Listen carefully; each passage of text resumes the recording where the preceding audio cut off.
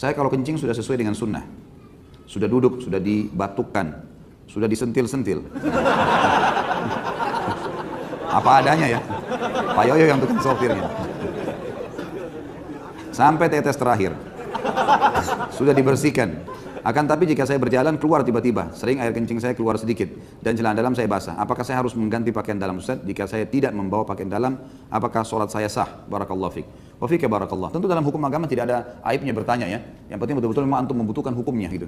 Karena Allah Subhanahu wa taala menjelaskan tentang beberapa sahabat yang sempat malu bertanya, lalu Allah mengatakan, A'udzubillahi minasyaitonirrajim, innallaha la yastahi ay yadriba mathalan ma ba'udatan fama fawqaha.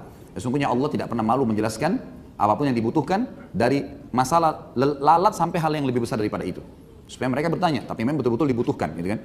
Kadang-kadang memang harus memunculkan sesuatu yang lucu atau apa, tapi memang dibutuhkan, memang butuh. Bukan disengaja untuk hanya sekedar seremoni atau testimoni saja teman-teman sekalian. Baik, kalau keluar kencing, di sini saya tidak tahu keadaan antum secara pribadi, tapi ada kemungkinan kadang-kadang ada orang, dia setelah kencing dan sudah batuk, dia sudah ikhtiar maksimal, kemudian dia menceboknya. Biasanya tetesan air di sisa zakar itu ada, sehingga pada saat dia pakai celana, celananya basah dari tetesan air, mungkin bukan dari kencing.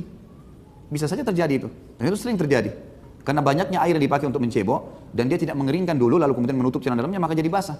Ya antum sendiri bisa pastikan masalah itu. Karena Allah alam, kalau perilaku yang sudah dibuat tadi ini betul-betul sudah dilakukan, sudah berbatuk, sudah berusaha mengeluarkan maksimal, maka hukumnya berarti hukum umum. Artinya, kalaupun ya setelah itu ada tetesan-tetesan, tidak dianggap tetesan kencing. Karena sudah ikhtiar maksimal, gitu kan? Kecuali memang dipastikan, misal orang itu memang lebih jeli, dia kemudian membuka pakaian dalamnya lalu mendekatkan dengan hidungnya lalu dia cium memang ada bau, ya di situ bau seperti kencing, maka memang berarti dianggap itu bagian dari kencing, ya. Dan ini memang harus kalau dia tidak punya celana dalam bisa dikucek di daerah itu, dikucek dibersihkan, masuk ke WC kamar mandi dibersihkan. Kalau orang tidak bisa ngontrol, dalam arti kata di sini penyakit, dalam arti kata penyakit, maka tetesan yang datang setelah itu tidak membatalkan wudunya. Seperti kasus orang diketeter misalnya. Dia pakai alat, kadang-kadang dia nggak bisa ngontrol kencingnya. Tapi dia harus sholat kalau tiba waktu.